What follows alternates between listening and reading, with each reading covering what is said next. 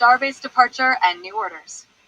The Zandilars returned to Starbase 12, following the bounty hunter incident, and the astonishing reports from sickbay was met with a mixture of intense scrutiny and cautious optimism. Captain Richards delivered a comprehensive report to Admiral Vance, detailing the upgrades to the ship's weapon systems, the continued battle against the Obsidian Hand's subtle influence, now understood to be external attacks driven by bounties, and most importantly, Jason's reawakening. Admiral Vance listened intently, his expression unreadable. Captain, the return of Lieutenant Wellman's consciousness, even in this nascent state, is unprecedented. Starfleet Medical will dedicate substantial resources. However, his unique status remains highly classified. The Obsidian Hand and others view him as a prize or a threat. Nora assured him of the Zandilar's enhanced security and Jenny's dedicated care. After several days of intensive diagnostics and resupply, the Zandilar received new orders, a routine deep space supply run to an asteroid science outpost located in a relatively isolated, but strategically important, sector. It was a familiar kind of mission, designed to give the newly recovered ship and its emotionally weary crew a chance to operate without immediate, existential threats. On board the Zandilar, a fragile hope. As the Zandilar warped away from Starbase 12, a sense of fragile hope permeated the ship, subtly altering the crew's demeanor. Captain Richards felt a renewed sense of purpose. Jason's return, however partial, fueled her resolve. She found herself spending more time on the bridge, fostering morale and ensuring every new officer understood the Zandilar's unique bond. Commander Eris Thorne maintained his logical, detached approach, but even he noted the improvement in crew morale. The psychological benefit of Lieutenant Wellman's recovery, however incomplete, is quantifiable, Captain, he observed during a status meeting. Lieutenant Valcostas continued to integrate his security systems, but he found himself often watching the sickbay readouts from the bridge's main viewer, curious about the miraculous process unfolding. Daniel K. and Dana Debying were back in Engineering Lab 3, not just refining weapons, but developing new, gentler neural stimulators for Jason's goo, hoping to aid his continued reformation. Their shared work deepened their connection, a quiet understanding passing between them with glances and shared smiles. Sarah's devotion. But it was Ensign Sarah Johnson who underwent the most profound change. With Jason's consciousness confirmed, her visits to sickbay became almost constant when she wasn't on duty. She would sit beside the containment chamber, talking softly to the shimmering goo, her voice a balm to the struggling mind within. She told him about the ship's progress, about the repairs, about the funny things Daniel and Dana were doing in engineering. She also spoke, hesitantly at first, about her own grief over Mark, finding a strange solace in confiding in the silent, responsive mass that was Jason. "Hey, Jason," she'd whisper, her hand gently resting on the cold surface of the containment field. "We're heading to an asteroid outpost now. Lots of smart people there, doing science stuff. Maybe one of them knows something about nanites that could help you. We're not giving up on you. I'm not giving up on you." Inside the goo, Jason's consciousness swelled with her words. Her voice was his anchor, her presence his world. He didn't understand the complex concepts of starbase or outpost, but he understood Sarah. He understood not giving up. His neural activity, as observed by Jenny, would stabilize and strengthen in her presence, the images of his ideal future with her coalescing with greater clarity in his dream state. He was trying, desperately, to rebuild himself for her. Arrival at the Asteroid Science Outpost. The Asteroid Science Outpost, designated Astrea Prime, was a marvel of Starfleet engineering, a hollowed-out asteroid teeming with research labs, living quarters, and powerful sensor arrays. It was a hub for xenobotanical and gravitational physics research, nestled securely within a stable asteroid cluster. As the Zandilar approached, Sarah, at her astrogation console, noticed a subtle anomaly. "Captain, Astrea Prime is hailing us. Standard welcome, but their comm signal is slightly degraded." Minor interference, perhaps from the asteroid cluster. Nora nodded, dismissing it. Acknowledged, Ensign. Likely atmospheric conditions within the cluster. Thorn, prepare for standard docking procedures. Val, routine security sweep of the approaching station. Unbeknownst to them, the minor interference was a faint, almost imperceptible signature of nanite activity, carefully designed to cloak something far more insidious than a simple atmospheric disturbance. The obsidian hand was already there, patiently waiting. The Zandilar was walking straight into a trap, drawn by the very hope it carried in its sickbay. An ominous welcome. The Zandilar docked smoothly with Astrea Prime, its massive frame a comforting sight against the stark backdrop of the asteroid field. The minor calm interference Sarah had noted persisted, but it was easily dismissed as a localized environmental factor. Captain Richards, Commander Thorne, Lieutenant Valcostas, and Ensign Polvik led the away team, intending to conduct the supply transfer and receive a briefing on the outpost's research. Daniel and Dana remained on the Zandilar, overseeing the transfer of delicate equipment and monitoring ship systems. Sarah, after ensuring the docking was secure, immediately headed to sickbay to sit with Jason. The airlock cycled, and the away team stepped into Astrea Prime's main reception area. It was eerily quiet. Too quiet. No welcoming committee, no bustling scientists. The lights flickered with a subtle, irregular pulse, and a faint, acrid smell hung in the air, like ozone and something organic. This is highly irregular, Thorne observed, his voice a low rumble. Sensors indicate life signs, but they are static, and not congregating in typical activity centers. Val's hand immediately went to his phaser. His security scans showed what appeared to be standard personnel, but his gut screamed otherwise. Captain, something's wrong. Too quiet. Too clean. And I'm getting a faint, repeating energy signature, almost like a power-dampening field. Nora's eyes narrowed. Val, confirm life signs, quickly. Jenny, prepare medical. Thorne, defensive posture. The ambush. Before they could react, the silence shattered. From hidden panels in the walls and floor, figures erupted. Not the scientists they expected, but lithe, athletic humanoids with subtle metallic sheens to their skin and cold, golden eyes. They moved with impossible speed, their forms shifting, growing rudimentary blades from their forearms as they launched a silent, brutal attack. Nanoids. Obsidian hand. They've taken the outpost. Nora roared, drawing her phaser and firing a stun blast at the nearest nanoid. The bolt hit, causing the nanoid to briefly ripple and stagger, but it recovered almost instantly, its metallic skin absorbing most of the energy. The nanoids were numerous, swarming from every direction. Their movements were fluid, their attacks precise, and utterly devoid of hesitation. They were stronger, faster, and more resilient than any standard humanoid. Valcostas reacted with lightning speed, dropping into a defensive crouch and unleashing a rapid volley of phaser fire. He targeted joints and weaker points, managing to drop 2 nanoids with concentrated blasts, but 3 more immediately closed in, their arm blades glinting.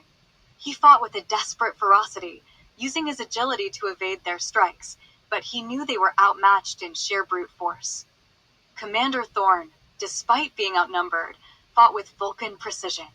He used his martial arts training, deflecting blows, targeting nerve points, and utilizing the environment against his attackers. His stoicism held, but the sheer numbers and adaptive strength of the nanoids were overwhelming. Jenny Polvik, trapped in the crossfire, managed to deploy a medical force field, shielding herself while frantically trying to analyze the nanoid's physiology with her tricorder. Captain, their skin density is highly adaptive. Standard phaser settings are barely slowing them down. Nora, her phaser set to disrupt, fought with the experience of a seasoned captain. She targeted the nanoid's central processing regions, trying to destabilize them, but even her concentrated fire was only a temporary deterrent. Her comm badge crackled with Sarah's urgent voice. Captain, I'm getting internal sensor readings of a massive power dampening field around the outpost. Our long-range comms are completely offline. Confirmed Ensign. We're cut off. Nora yelled back, realizing the full extent of the trap. The Obsidian Hand had not just taken the outpost, they had isolated it. The Zandilar reacts. On board the Zandilar, Daniel and Dana were thrown into chaos by the sudden attack. They had seen the initial surge of life signs from the outpost's comms, then the instantaneous drop to combat signatures. Captain's team is under attack. Multiple hostiles. Nanoids. Daniel shouted, staring at the rapidly deteriorating life sign readings from the away team. They have a power dampening field up. I can't get through to the away team. Dana added, pounding on her comm console. Scrub, deploy, Daniel commanded. The small, multi-legged robot whirred to life, its optic lens glowing blue. Find a way through that field, analyze the nanoid physiology if you can. Get us data. Sarah Johnson, back on the bridge, saw the readings from Astria Prime's main lab. Captain, I'm seeing a massive energy spike from Astria Prime's primary research lab. It's a biocontainment breach. And a huge nanite signature. A terrifying realization hit Nora. They're not just taking the outpost, Val. They're after something. They're releasing a primary nanite asset from the lab. The Obsidian Hand had orchestrated this attack not just to trap the Zandilar crew, but to retrieve something crucial from Astria Prime. And the away team was caught between a wave of relentless nanoids and whatever terror was about to be unleashed from the science outpost's deepest labs. The battle for Astria Prime, and perhaps for the very definition of humanity, had begun. Learning to fight a new foe. The initial wave of nanoids was a brutal education for the away team. Standard Starfleet tactics and weaponry, designed for biological foes or energy shields, were proving agonizingly inefficient. But Nora's crew, forged in the crucible of the Zandilar's ordeal, were quick studies. 1. Val's precision tactics. Lieutenant Val Costas, despite his earlier frustration with the invisible enemy, adapted quickly to the physical nanoids. He noticed that while their metallic skin absorbed phaser energy, repeated, concentrated bursts to the same area caused localized destabilization. Asterisk overload protocol. He switched his phaser to an overload setting, firing shorter, more intense bursts. While this drained his phaser's power cell faster, it was more effective at causing the nanoid skin to visibly ripple and fail. 2. Thorn's strategic focus. Commander Thorn, though battling multiple nanoids with his formidable martial arts, was also observing. He noticed the nanoids' communication, not audible, but a faint, high-frequency energy pulse that seemed to coordinate their movements. He relayed this to Nora. Asterisk Nora, remembering Daniel and Dana's work on the micro-torpedoes, knew the Zandilar's new systems were capable of generating such a field. Jenny, can you reconfigure a medical sonic emitter to a broad-spectrum disruption pattern? 3. Jenny's biotactics. Ensign Jenny Palvik, trapped behind her rapidly failing medical force field, was frantically scanning the nanoids.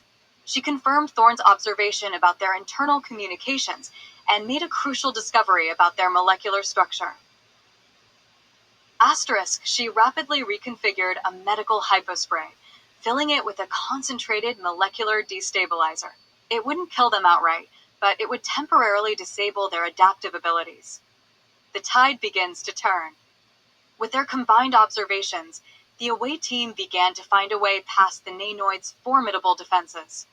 Nora, guided by Val's tactics, focused her phaser on the joints of the incoming nanoids, causing them to falter. Val then followed up with a precise overload blast, causing the nanoids to destabilize and fall. Thorn used his fighting prowess to create openings for Jenny. Now, Jenny, Thorn grunted, deflecting a blow and pushing a nanoid off balance. Jenny, seizing the opportunity, rushed forward, firing a burst from her reconfigured hypospray. The nanoid shrieked, its metallic skin rippling violently as its form began to melt, losing its cohesion, before collapsing into a puddle of inert goo. It works. The molecular destabilizer. It breaks down their internal nanite bonds. Jenny shouted, her eyes bright with grim determination. From the Zandilar, Daniel and Dana had been listening intently, receiving the fragmented data streams from Jenny's tricorder and scrub. Captain, we can replicate that counter-frequency. Daniel's voice crackled through the comm, now partially restored. Dana, set the phaser banks for broad-spectrum sonic disruption, then cycle in Jenny's molecular destabilization frequency. On it, Daniel. Dana replied, her fingers flying across the console. Preparing localized wide-area blast. But it will temporarily drop our shields in this sector. Do it, Dana. Nora commanded, blasting another nanoid's knee. We need this. The clearing. A low, resonant hum pulsed from the Zandilar, washing over the outpost.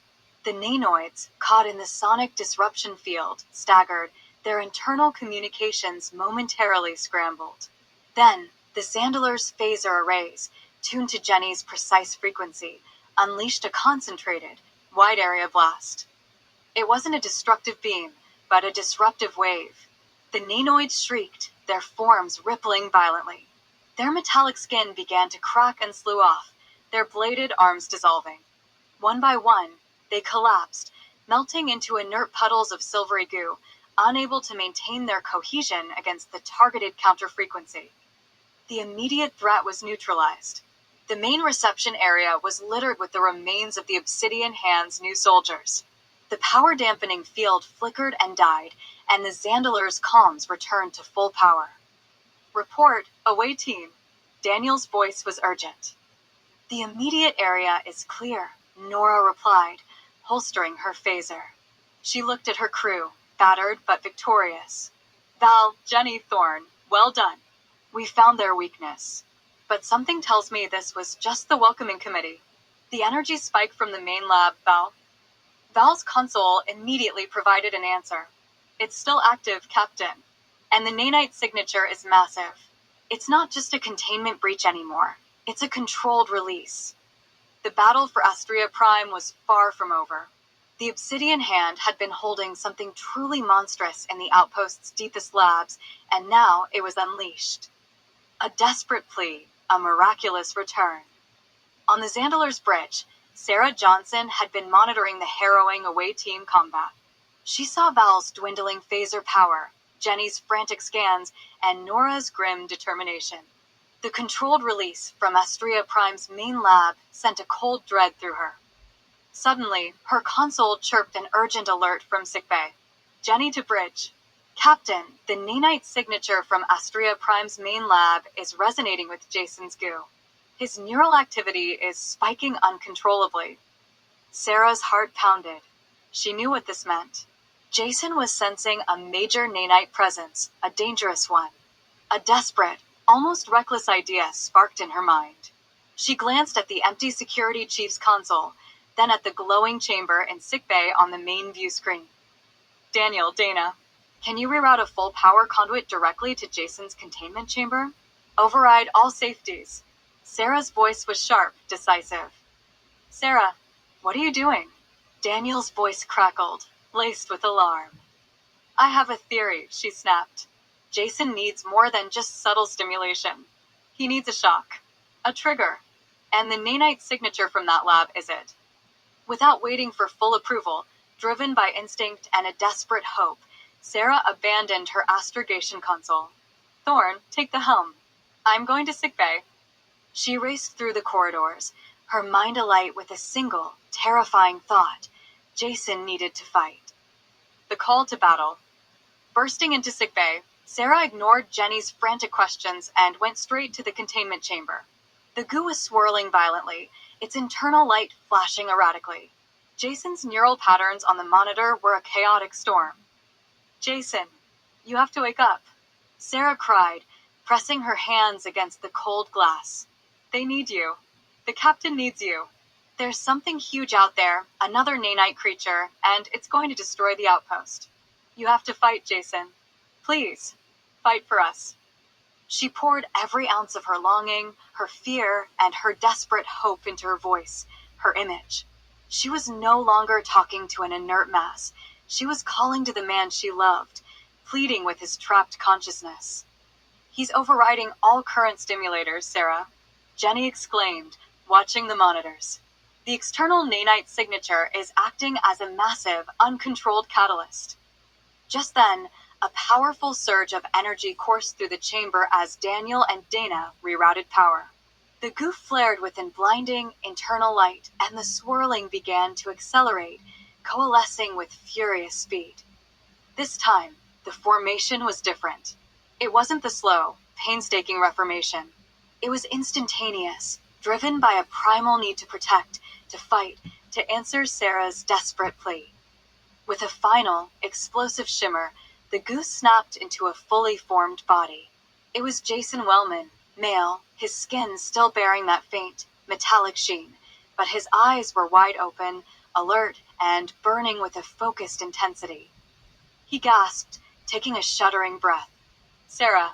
His voice was clear, strong, and deeply resonant, devoid of the earlier synthesized quality.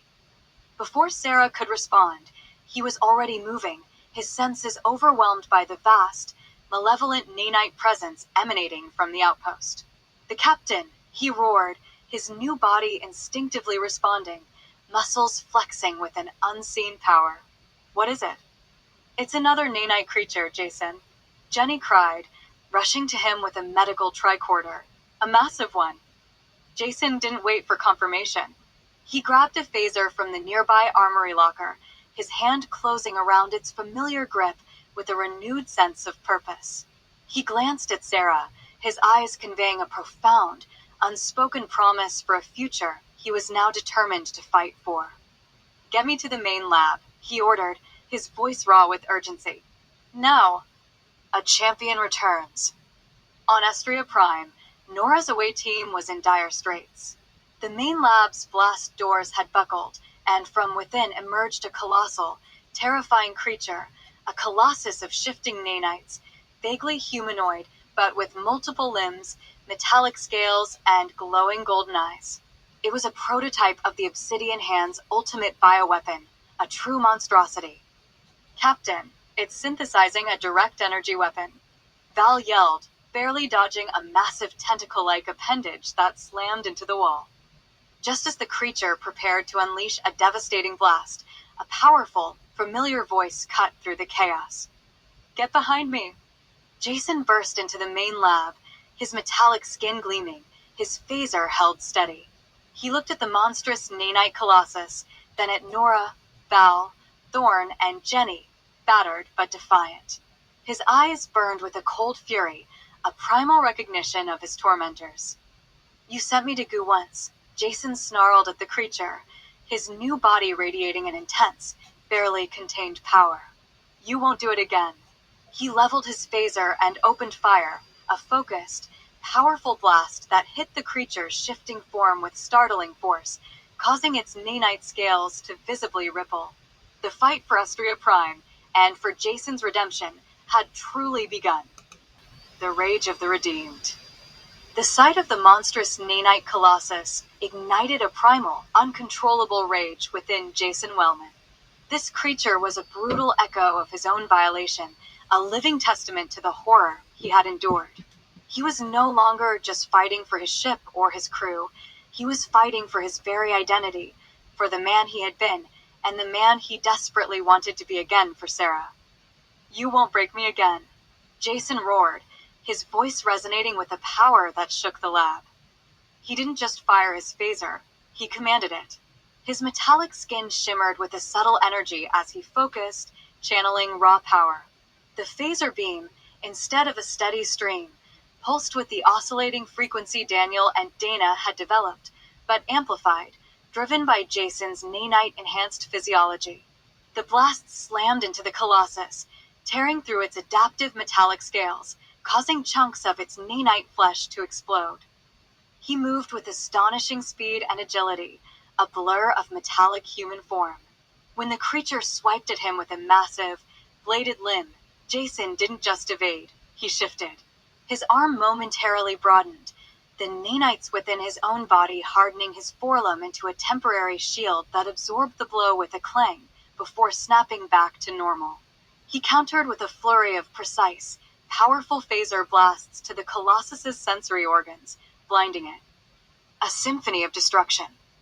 The rest of the away team, inspired and galvanized by Jason's furious assault, rallied. Nora Richards fired concentrated disruption blasts, targeting the creature's unstable joints, trying to limit its mobility. Val Costas, his phaser now set for maximum output, focused on supporting fire, anticipating the creature's recovery points.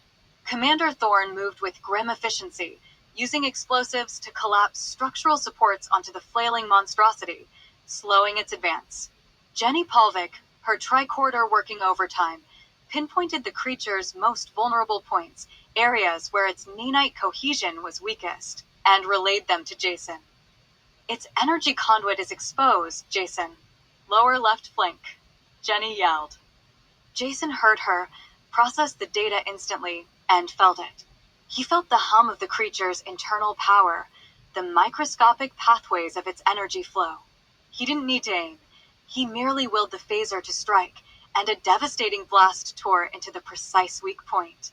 The Colossus shrieked, a sound of pure nanite agony, and began to destabilize. The howl and the fall. The creature, its internal energy supply compromised, began to collapse. Its massive form rippled and sagged, losing cohesion. With a final, desperate roar, it lashed out, but Jason met its blow head-on. He didn't dodge. He shift-charged, his entire body momentarily swelling, his metallic skin hardening to near impenetrable density.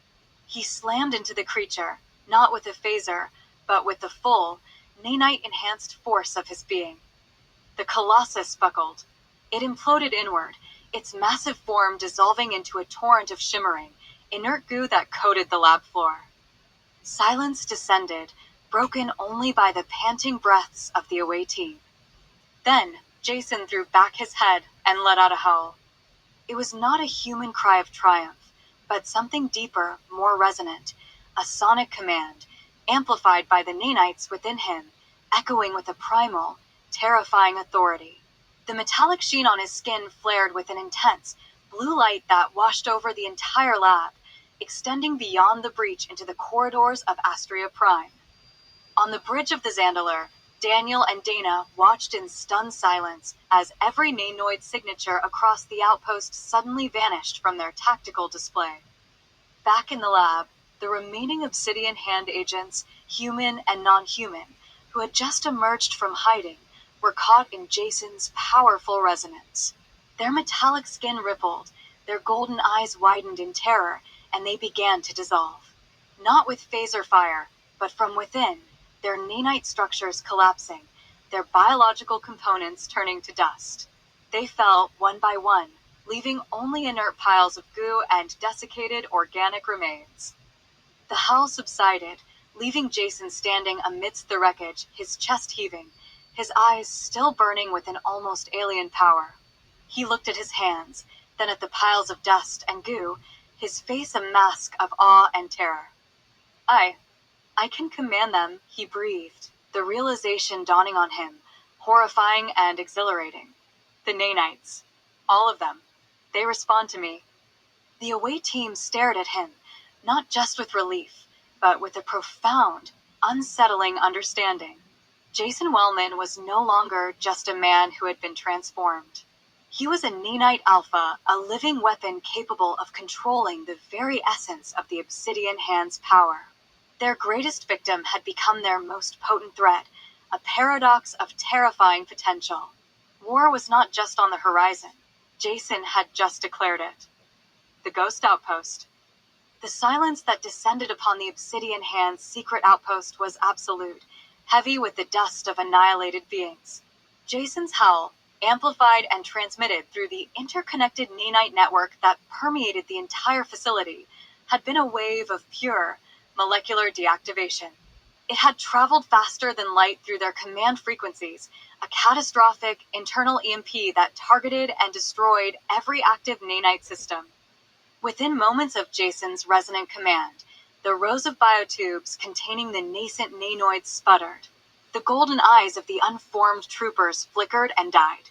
Their carefully cultivated forms dissolved, not with explosions, but with a silent, terrifying implosion of matter, collapsing into shimmering pools of inert goo within their tubes. The Zandilar's sensors, now able to penetrate the outpost's veiled cloaking, registered a catastrophic drop in all nanite signatures. Annihilation of the leadership. In the central chamber, where the shrouded figures of the Obsidian Hand's leadership had observed their holographic simulations, a similar, chilling fate unfolded.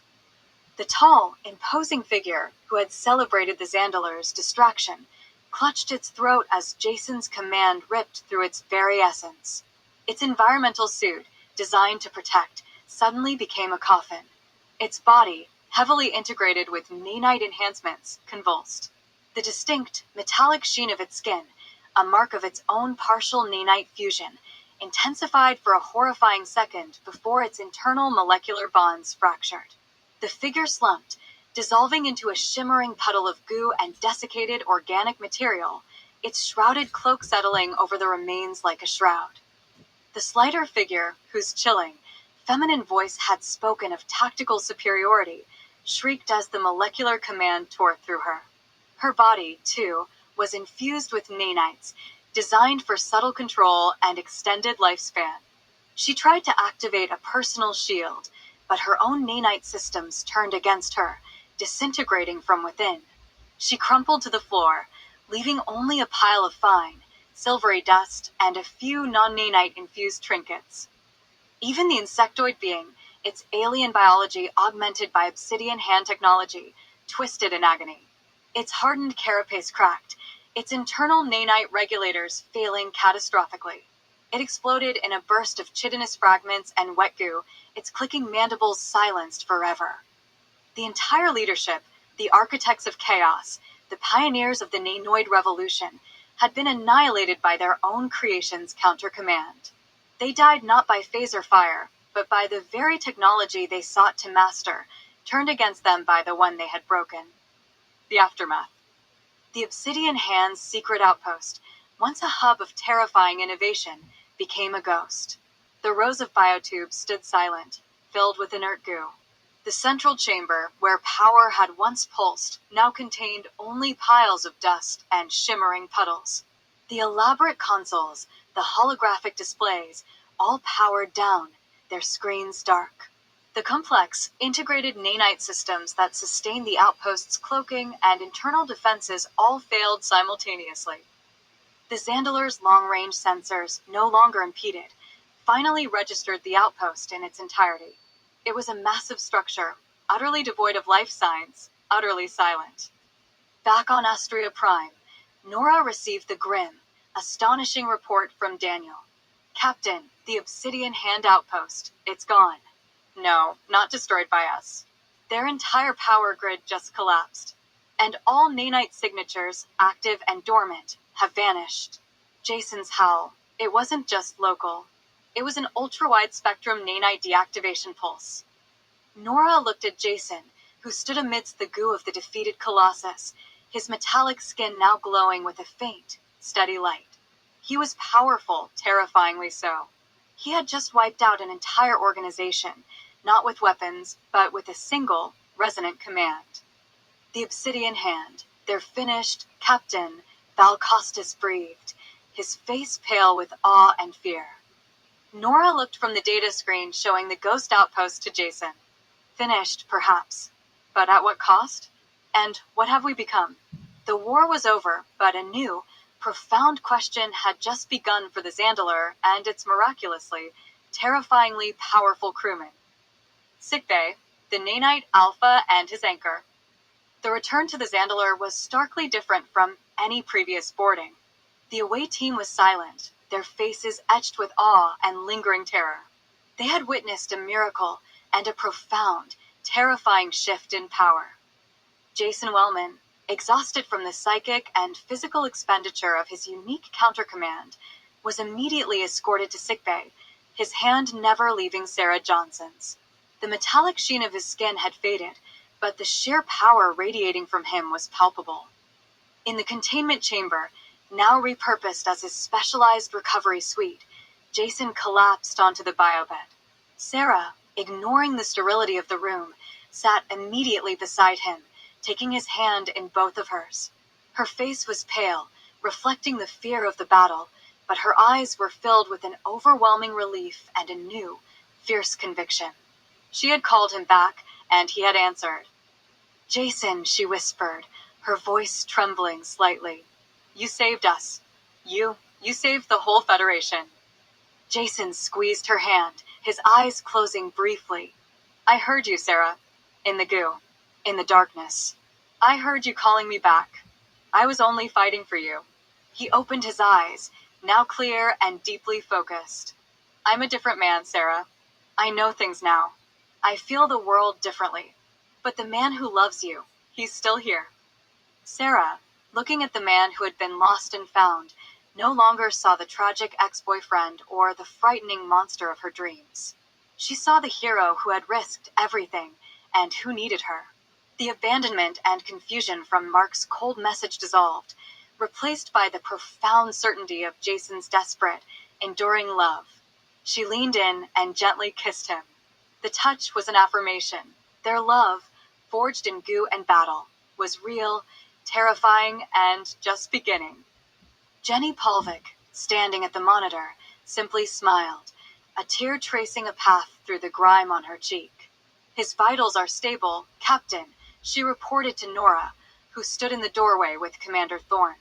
"He's physically exhausted, but neurologically, he's stronger than ever. The nanites have settled. He is, functionally, a Starfleet officer with molecular manipulation capabilities. Engineering, love in full bloom." While the emotional intensity centered on sickbay, Engineering Lab 3 buzzed with a different kind of energy.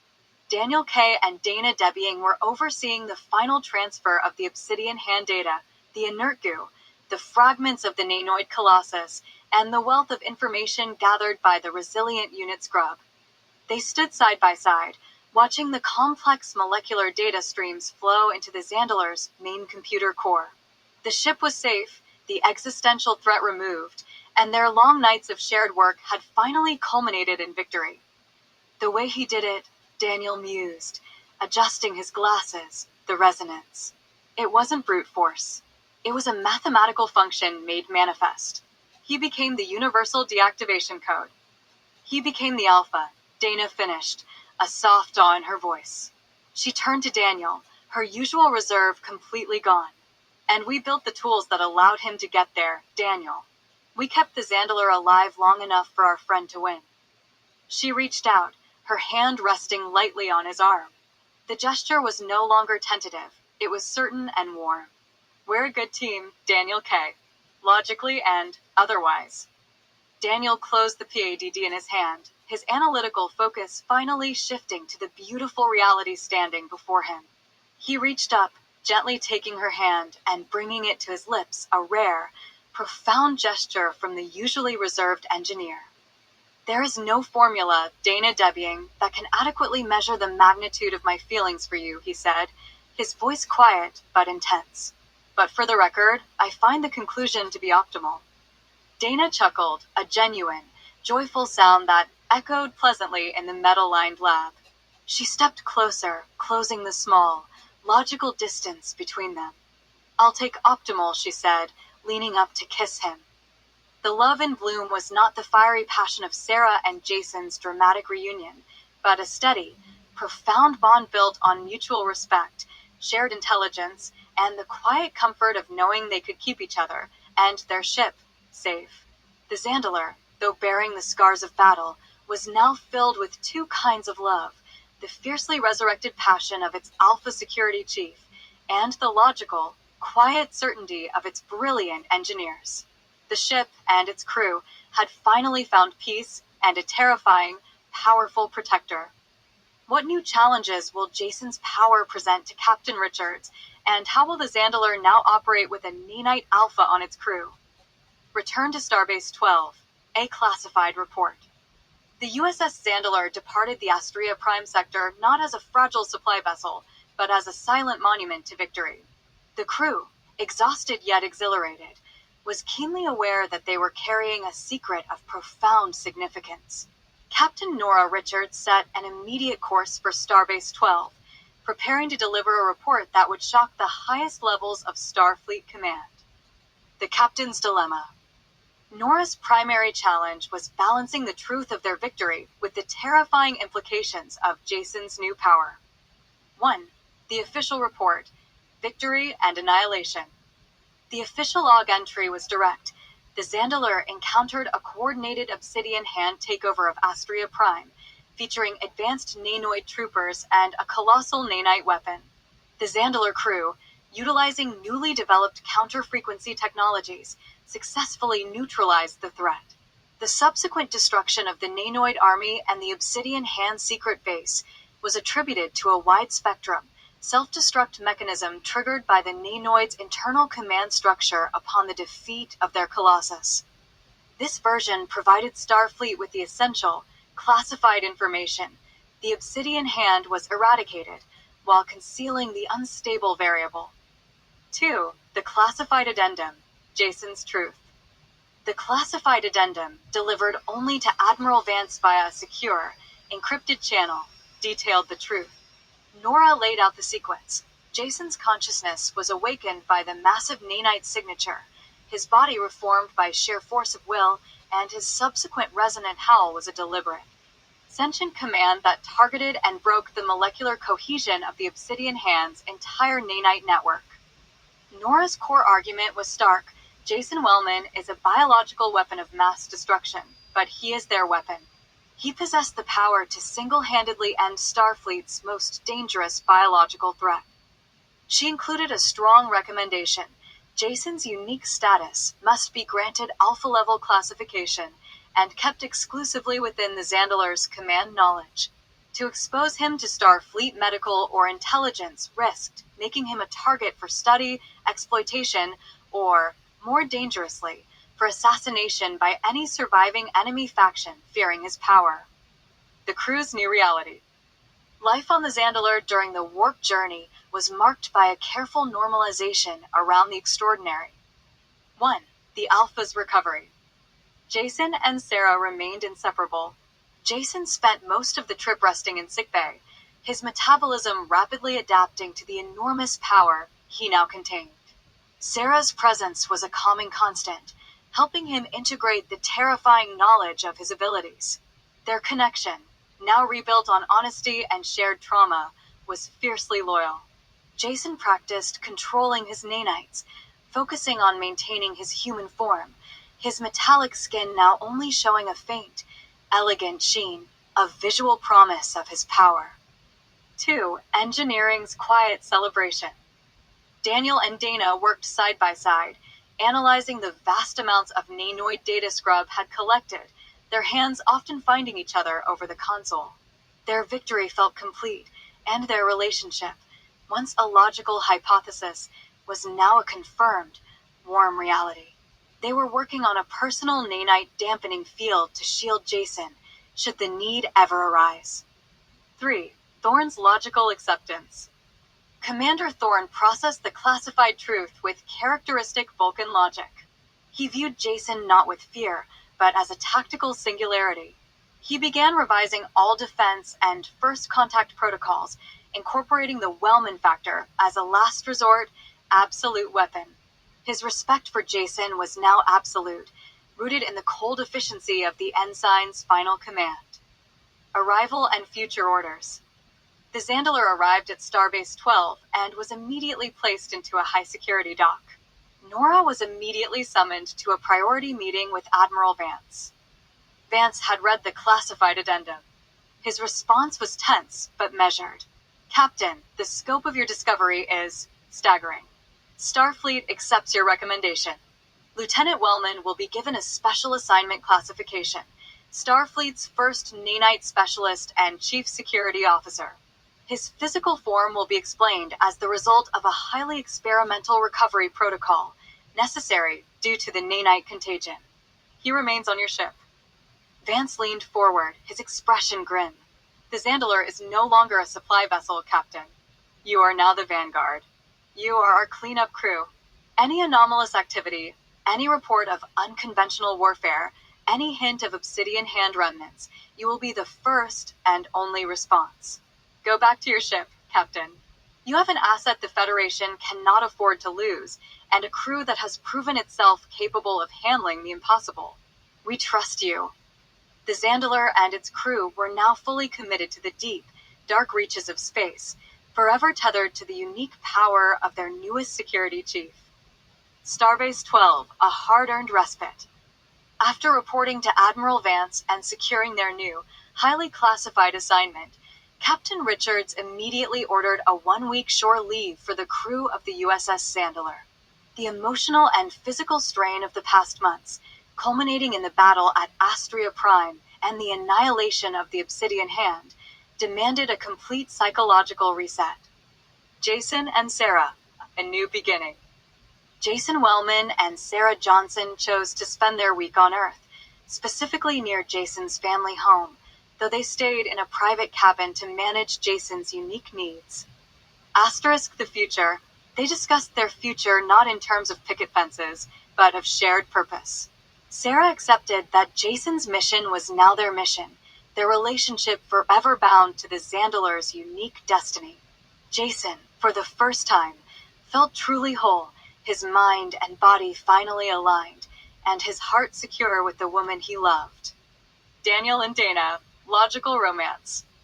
Daniel K. and Dana Debying remained on Starbase 12, their holiday resembling a romantic research retreat. Asterisk shared life. Their evenings were spent together in Dana's Starbase quarters, discussing subspace equations and future projects for the Zandilar, like a modular upgrade to Unit Scrub over replicated coffee. Their love was calm, respectful, and rooted in their shared brilliance, a logical connection that brought both of them immense joy. This was their version of bliss. The command team's recharge. Captain Richards, Commander Thorne, and Lieutenant Valcostas maintained a low profile, each finding their own way to decompress. Asterisk Nora's quiet solitude. Captain Richards took a personal shuttle to a remote, oceanographic research station. She spent her time in quiet contemplation, reviewing the tactical logs and psychological reports, wrestling with the ethical weight of commanding Starfleet's most powerful and secret weapon. She emerged refreshed, her resolve hard as steel. Asterisk Thorne's ritual. Commander Thorne spent his leave at the Vulcan embassy, engaging in rigorous meditation and traditional logic exercises. He returned to the Zandilar having achieved a new state of psychological equilibrium, logically prepared for the unpredictable nature of their next mission. Asterisk Val's vigilance. Lieutenant Costas, unable to fully relax, spent his week on advanced threat simulation programs, utilizing the data gathered from the Nanoid attack. He treated the holiday as an advanced training period, honing his skills for the inevitable next encounter, determined not to be caught off guard again. The Zandilar's crew returned to their ship, not only rested but profoundly strengthened, their personal bonds, both new and resurrected, ready to face the dangerous, classified missions ahead.